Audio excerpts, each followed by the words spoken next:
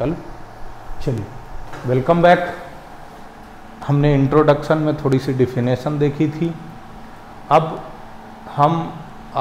जो देख रहे हैं डिफिनेशन के बाद, देखिए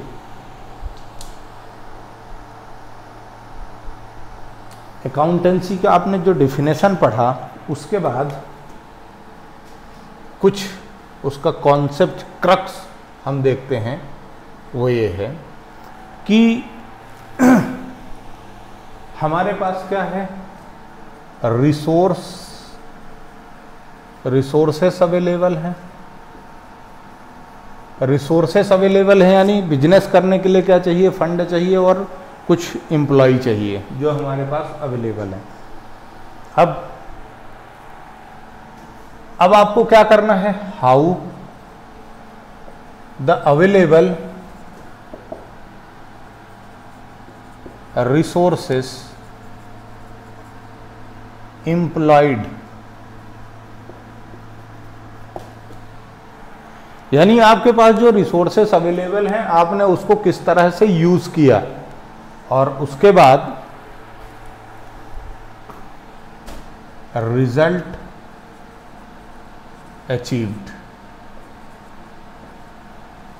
results achieved by there use, मतलब रिसोर्सेस से है। यानी अकाउंटिंग में हम क्या हमको देता है, अकाउंटिंग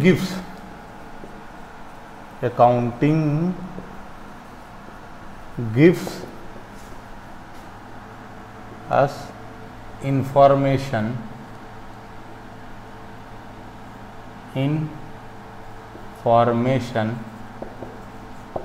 क्या इंफॉर्मेशन देती है अकाउंटिंग, कि हमारे पास क्या रिसोर्सेस अवेलेबल हैं, उन रिसोर्सेस को अप्लाई करके हमने क्या रिजल्ट अचीव किया, और उसकी प्रोसेस क्या है हमने यहाँ पे लिखी थी। दिखनी चाहिए आपको, अर्जुन की तरह आंखें होना आपकी बेटा।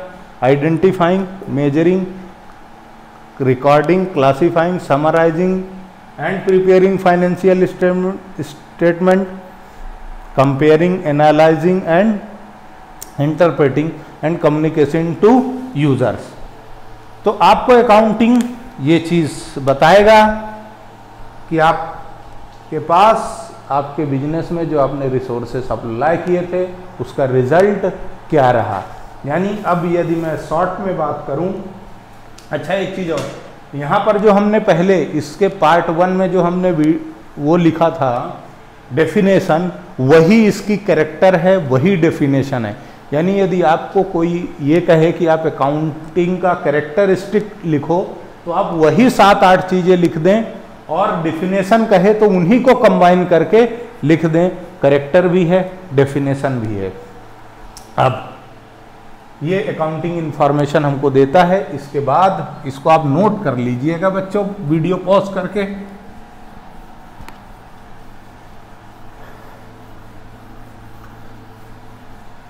पहली दूसरी क्लास है, सिंसियरली पढ़ लेना, मजाक मस्ती मत करना। मजाक तो मैं खुद ही करूंगा बाद में। चलिए, अब आपको यह देखना है कि आपका अकाउंटिंग का ऑब्जेक्टिव क्या है। अकाउंट को शॉर्टकट में ऐसे ही लिखते हैं, ACING अकाउंटिंग। धीरे धीरे आप ही लिखेंगे। चलिए, तो देखिए ऑब्जेक्ट क्या है। पहला ऑब्जेक्ट ये है, मेंटेन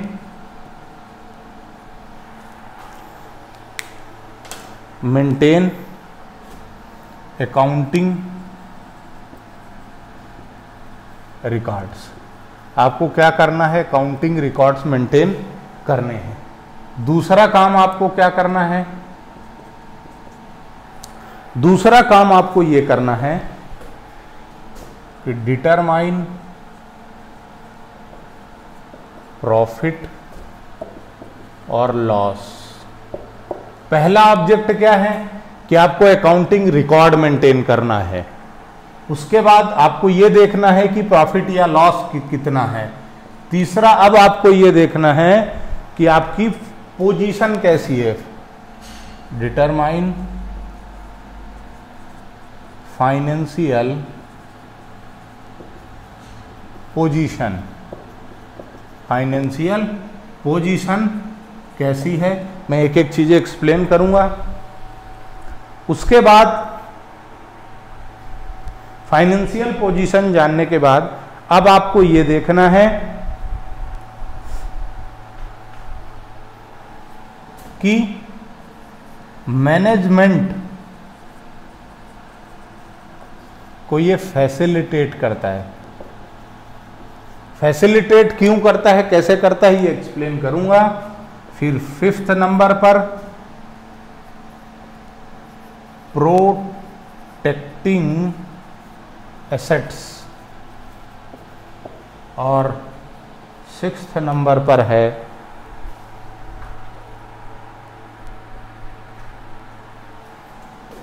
प्रोवाइडिंग अकाउंटिंग इंफॉर्मेशन।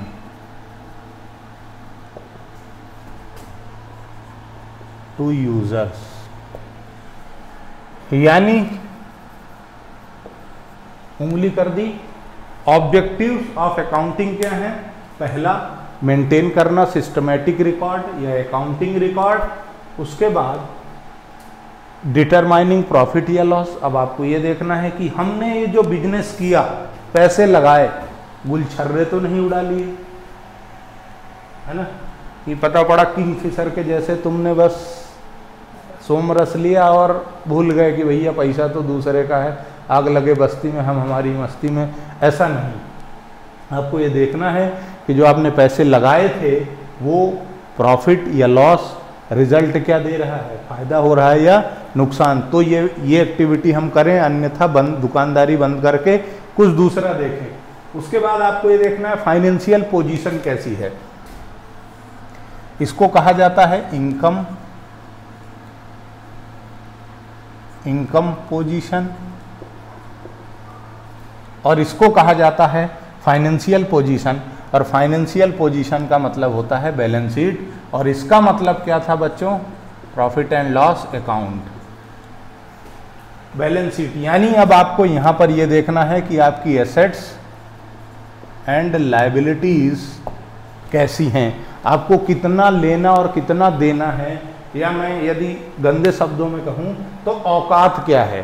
साल भर हमने बिजनेस किया, उसके बाद हमें कितना लेना और कितना देना है, ये बताता है फाइनेंशियल पोजीशन, यानी हमारी औकात कितनी है। ठीक, उसके बाद मैनेजमेंट को फैसिलिटी देता है। देखिए डिसीजन मेकिंग के काम आएगा मैनेजमेंट। ये सारी चीजें जो आपने यहाँ पर गुल खिलाया है, इसको देख करके मैनेजमेंट ये डिसीजन लेगा कि हमें प्रॉफिट और फाइनेंशियल पोजीशन देख के, यदि प्रॉफिटेबिलिटी है तो बिजनेस कंटिन्यू, अन्यथा बंद कर दो। क्या मतलब है इसको करने से, है ना।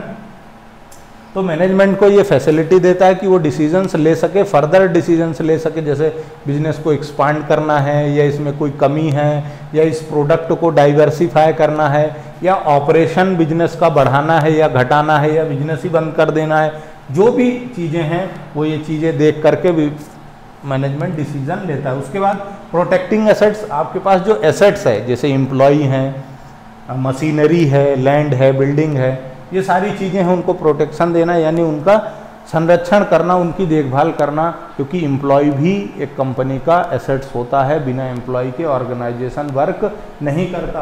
आपकी जो प्रॉफिटेबिलिटी होगी उसी हिसाब से आप उसको इनकम प्रोवाइड करेंगे, यानी आप उसको salary wages time to time देंगे तो आपके यहाँ काम करता रहेगा। उसके बाद accounting information to users. Users मतलब आपसे जो जुड़े हुए लोग हैं, जिनसे आप खरीदते बेचते हैं, जो आपका प्रोडक्ट यूज़ करते हैं, उन लोगों तक ये लायबिलिटी है, आपकी जिम्मेदारी है कि उन लोगों तक इंफॉर्मेशन आपकी पहुंचना चाहिए कि आप बिजनेस ईमानदारी से कर रहे हैं या नहीं, आपका बिजनेस प्रॉफिटेबल है या नहीं। तभी वो आप पर भरोसा करके और आप पर पैसा लगाएंगे, जिससे आप अपना बिजनेस ग्रोथ करेंगे। लाइट चली गई है मतलब बिजली गई, इसलिए हो सकता है थोड़ा सा ब्राइटनेस इसकी कमियां ज़्यादा हो, घबराने का नहीं। चलिए, तो ये आप नोट कर लीजिए। ऑब्जेक्टिव तो वीडियो पॉज करके नोट कर लेना, मैं रफ कर देता हूं।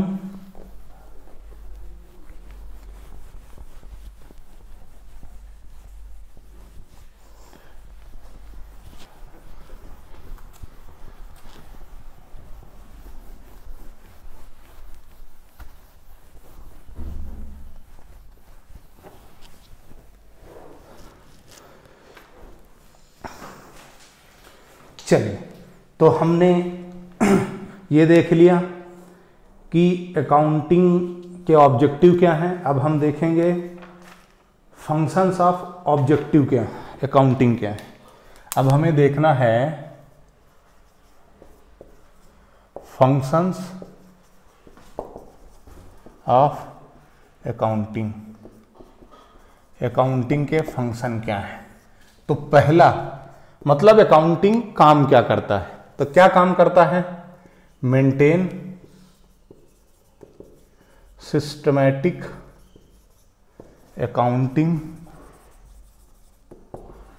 Records, systematic accounting records maintain करता है। उसके बाद दूसरा काम होता है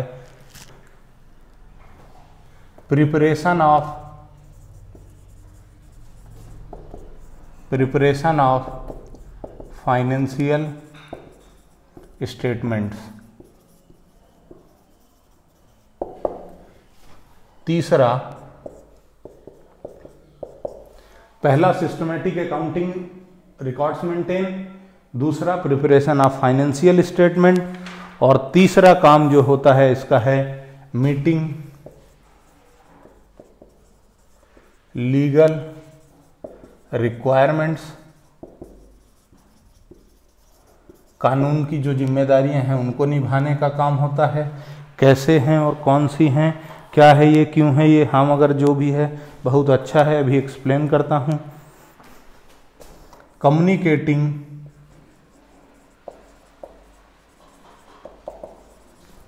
इंफॉर्मेशन टू यूजर्स, और फिफ्थ है पंचमुखी सदा सुखी का पंचलो, assistance to management. Assistance to management मतलब मैनेजमेंट यानी प्रबंधन को सहायता देता है कि वो बिजनेस कैसे करें, डिसीजन मेकिंग क्या हो।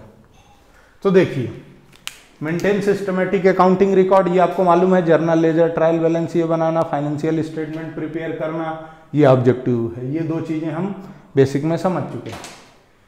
फिर लीगल रिक्वायरमेंट मीट करना। लीगल रिक्वायरमेंट मतलब जैसे आपको टैक्स कितना भरना है, क्योंकि आपकी इनकम हुई है, प्रॉफिट आपने कमाया है तो आपको इनकम टैक्स पे करना है।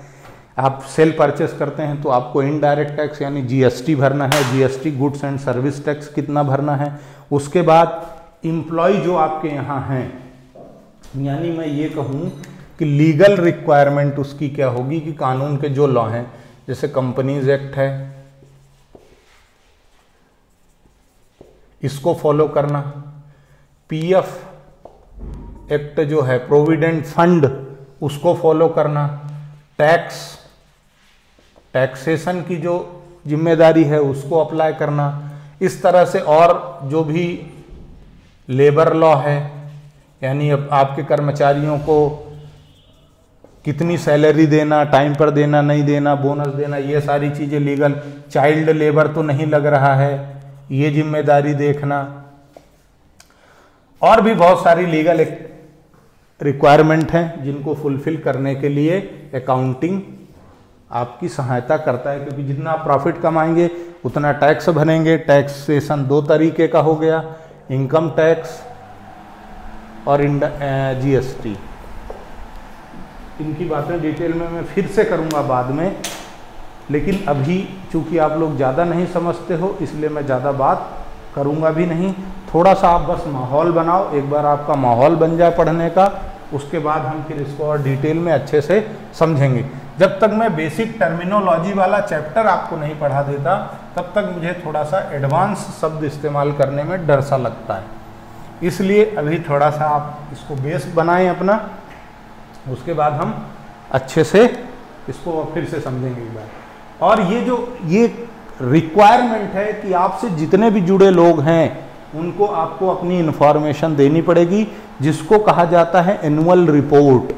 एनुअल रिपोर्ट आपको अपने यूजर्स के साथ शेयर करनी पड़ती है। यानी आप जैसे आप शेयर ट्रेडिंग समझते होंगे, तो शेयर ट्रेडिंग में आपको क्या करना है बेटा, शेयर ट्रेडिंग जब आप करते हैं, शेयर्स खरीदते बेचते हैं, तो यदि आप शेयर्स खरीदते बेचते हैं तो आप यूजर्स हैं उस कंपनी के, और वो कंपनी की जिम्मेदारी है कि साल भर में उसने जो भी बिजनेस किया है वो आपको फाइनेंशियल रिपोर्ट यानी लव लेटर आपके पास पहुंचाए कि भैया देख लो, हमने ये काम साल भर में किया है, इतना कमाया है और इतना गवाया है, ये गुल खिलाया है हमने। वो एनुअल रिपोर्ट कंपलसरी आपको देना जरूरी है। इसीलिए बार बार ये यूज हो रहा है, कम्युनिकेटिंग इंफॉर्मेशन टू यूजर्स। ये था आपका फंक्शन यानी कार्य, अकाउंटिंग क्या काम करता है। अब इसके बाद एडवांटेज क्या है, तो एडवांटेज हम देख चुके हैं कि हमको सिस्टमेटिक रिकॉर्ड मिल जाता है, डिसीजन मेकिंग में काम आता है, लीगल रिक्वायरमेंट को फुलफिल करता है, यानी यदि कोर्ट केस होते हैं, कोई डिस्प्यूट होते हैं, कोई झगड़े होते हैं, तो उनके निपटारे के भी काम आ सकता है। तो अब आप ये देख लेना। उसके बाद हम आगे बढ़ते हैं, तो हमको जो अगला टॉपिक है वो है लिमिटेशंस ऑफ अकाउंटिंग। तो अकाउंटिंग की लिमिटेशंस क्या हैं, क्या ये एग्जैक्ट इंफॉर्मेशन दे सकता है, क्या इसमें एडजस्टमेंट नहीं हो सकते, बिल्कुल एडजस्टमेंट इसमें हो सकते हैं, और ये हो सकता है कि एग्जैक्ट इंफॉर्मेशन ना दे। आगे जो हम बढ़ते हैं तो हमको आगे जो मिलता है वो है अकाउंटिंग प्रोसेस। हम एक बार इसको अकाउंटिंग प्रोसेस समझते हैं, फिर हम समझेंगे branches of accounting.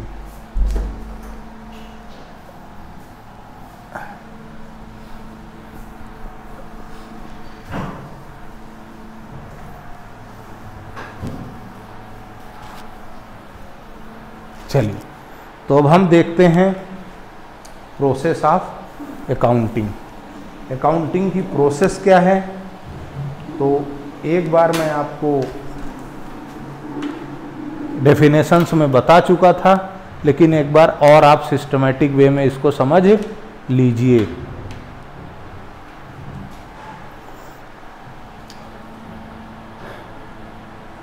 Process of accounting, process of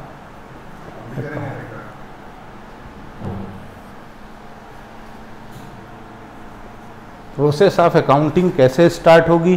तो सबसे पहले मैंने आपको बताया था कि आपके पास ट्रांजैक्शन होगा, और वो कैसा होना चाहिए, फाइनेंशियल यानी मॉनेटरी टर्म में वो होना चाहिए। तो फाइनेंशियल ट्रांजैक्शन एंड इवेंट, ये कि इसके बाद आपको क्या करना है, रिकॉर्डिंग। रिकॉर्डिंग का मतलब क्या है कि आपको जर्नल एंट्री पास करनी है, जर्नल एंट्री बनानी है। और इसमें क्या क्या चीज़ें आती हैं, ये ऐसे देखिए। तो इसमें क्या क्या आएगा रिकॉर्डिंग में, 1 2 3 4 5 6 7 एंड 8 ये चीज़ें आ गई। ये अभी मैं इसको और सिस्टमेटिक कर दूंगा। यहाँ अब आपको क्या करना है,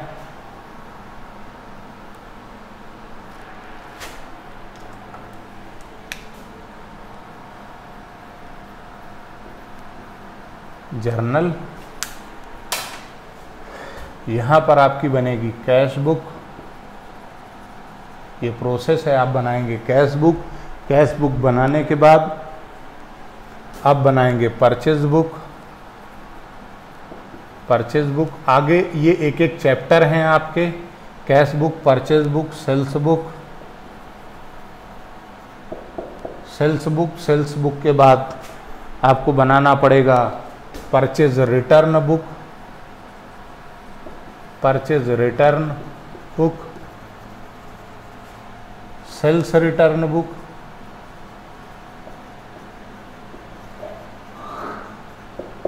purchase return book, sales return book, और उसके बाद आपको बनाना पड़ेगा bills receivable book,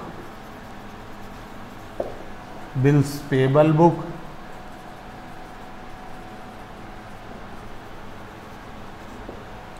bills receivable book, bills payable book, और आखिरी में जर्नल प्रॉपर। ये 8 चीज़ें आपको बनानी हैं। इसको आप अनाथ आश्रम भी कह सकते हैं। जिसका कोई नहीं होता उसका जेपी होता है, जे और पी यानी जर्नल प्रॉपर।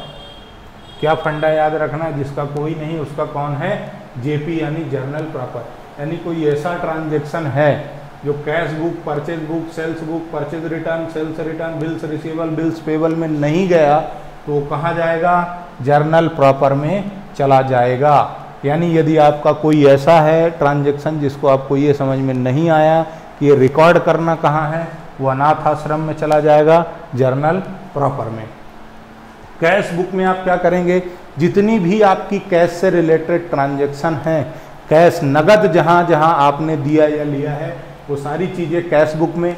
आपने जितना भी खरीदा है, यानी यदि आपने उधारी में खरीदा है, उधारी में खरीदने को इसको बोला जाता है क्रेडिट। कॉमर्स में क्रेडिट का मतलब होता है उधार। तो यदि आपने उधार लिया है तो यहाँ पर आपको लिखना है, डायलॉग है ना, आज नगद वाले डिस्को उधार वाले किसको, तो नगद वाले यहाँ कैश बुक में डिस्को करेंगे और उधार वाले यहाँ खिसक कर आ जाएंगे परचेज बुक में। ऐसे ही उधार वाले कहाँ खिसकेंगे, परचेज है उधारी की तो यहाँ, सेल है उधारी की तो यहाँ, और यदि उस उधार है तो ही वापस होता है। यानी रिटर्न कब होगा, जब आप क्रेडिट ट्रांजैक्शन में सेल या परचेज करेंगे। यानी यदि आपकी परचेज उधारी की है और माल खराब क्वालिटी का है तो आप उसको क्या करेंगे, रिटर्न कर देंगे। यानी गुड्स आप रिटर्न करेंगे तो उसको लिखेंगे परचेज रिटर्न। यदि आपने किसी को बेचा और वो गंदा माल निकला तो वो भी आपको वापस दे के जाएगा, मुंह पे मार के जाएगा, और उसको आप कहाँ लिख लेंगे, सेल्स रिटर्न बुक में। अब ये 2 चीज़ें मैं फिलहाल छोड़ रहा हूँ, इसको मैं जब बेसिक टर्मिनोलॉजी वाला चैप्टर पढ़ाऊँगा तो वहाँ पर कवर कर दूँगा। और जर्नल प्रॉपर तो बता ही दिया कि जब ऊपर से कहीं पर भी ना जाए तो उसका ठिकाना कहाँ है, जर्नल प्रॉपर। ये आपका आ गया। यानी कि एक तो आपकी स्लाइड ये बनी फाइनेंशियल ट्रांजैक्शन और इवेंट, दूसरा बना आपका ये रिकॉर्डिंग। इस रिकॉर्डिंग के बाद अब आपकी जो नेक्स्ट जाएगा वो होगा क्लासीफाइंग। क्लासीफाइंग यानी यहाँ पर आपको बनाना है लेजर। लेजर बनाने के बाद अब आपको क्या करना है, समराइजिंग।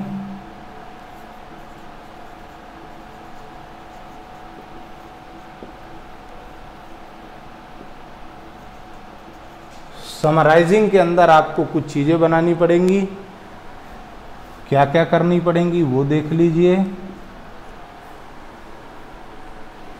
आपको बनाना पड़ेगा ट्रायल बैलेंस। ट्रायल बैलेंस के बाद प्रॉफिट एंड लॉस अकाउंट और बैलेंस शीट। ये 3 चीज़ें आपकी समराइजिंग प्रोसेस में कवर होंगी। उसके बाद जो है वो यहाँ से ये कंटिन्यूटी में आप लिखना, मेरे पास बोर्ड एक लिमिटेड स्पेस होता है इसलिए analysis, analysing, interpreting and compare, ये प्रोसेस है। और इसके बाद अगला जो होता है वो होता है कम्युनिकेटिंग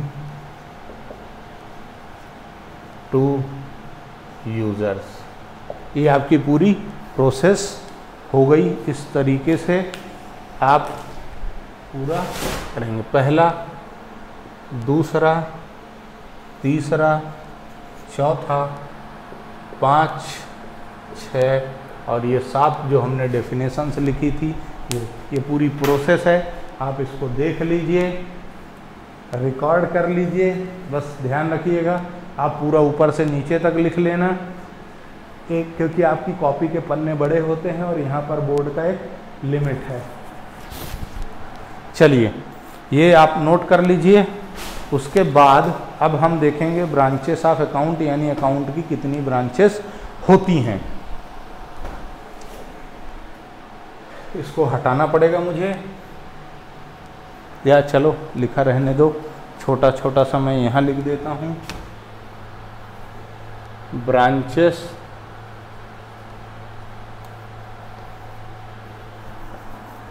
अगला टॉपिक है branches of accounting.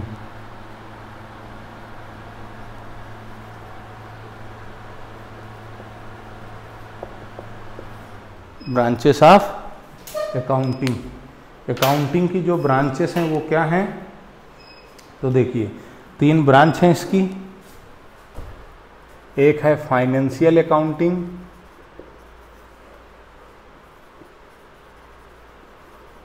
Financial accounting, दूसरी है कॉस्ट अकाउंटिंग, और तीसरी है मैनेजमेंट अकाउंटिंग।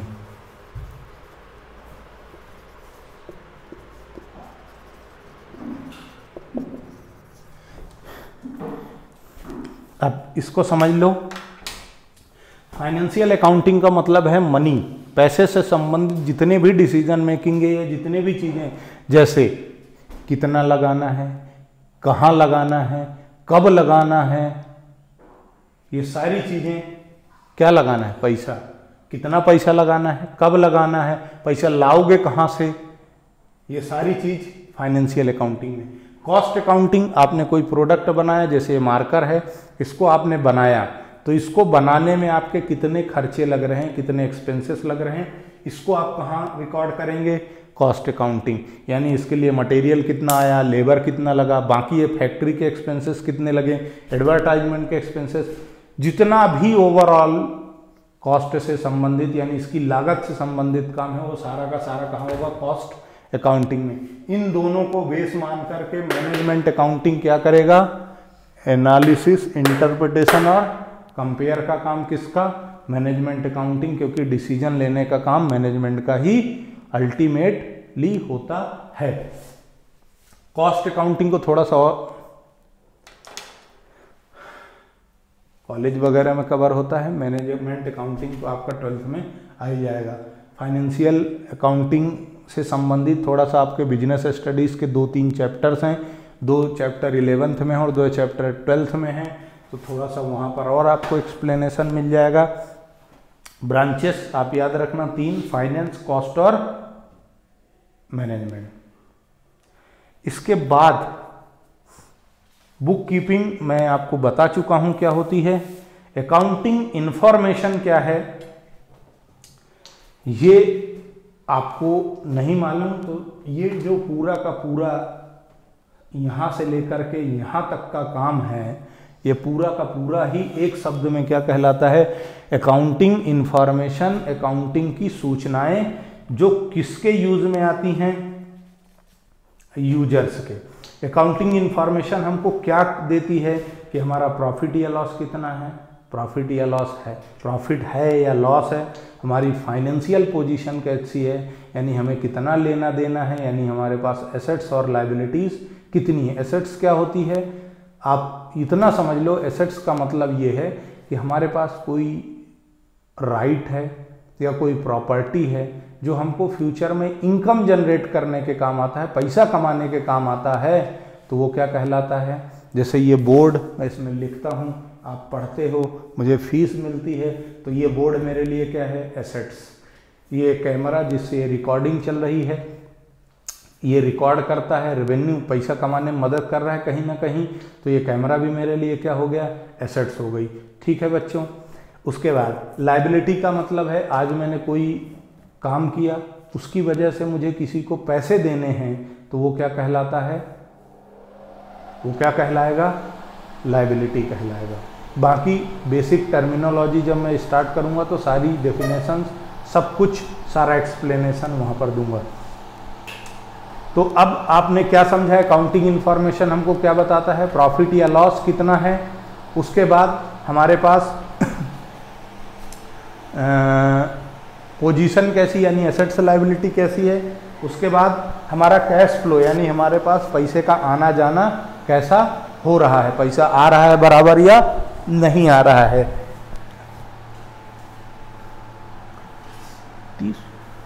चलिए आज के लिए इतना सफिशिएंट है, हम नेक्स्ट पार्ट में मिलेंगे। नेक्स्ट जो पार्ट होगा उसमें ये चैप्टर ख़त्म हो जाएगा, यानी ये चैप्टर आपको मिलेगा पार्ट 1, पार्ट 1A और पार्ट 1B, यानी टोटल 3 चैप्टरों में, 3 पार्ट में ये चैप्टर कंप्लीट हो जाएगा आपका पहला 11th क्लास अकाउंटिंग का। फिर सेकंड चैप्टर यानी बेसिक टर्मिनोलॉजी हम फिर पढ़ेंगे। यहाँ पर आपने जो भी पढ़ा है, आपको जो भी डाउट हैं, डिस्क्रिप्शन लिंक में मेरा टेलीग्राम का चैनल है, उस चैनल को आप ज्वाइन कर लें। आपको जो भी डाउट हैं वो पूछ लें, या फिर आप मुझे पर्सनली व्हाट्सएप में मैसेज कर सकते हैं। ये मेरा नंबर है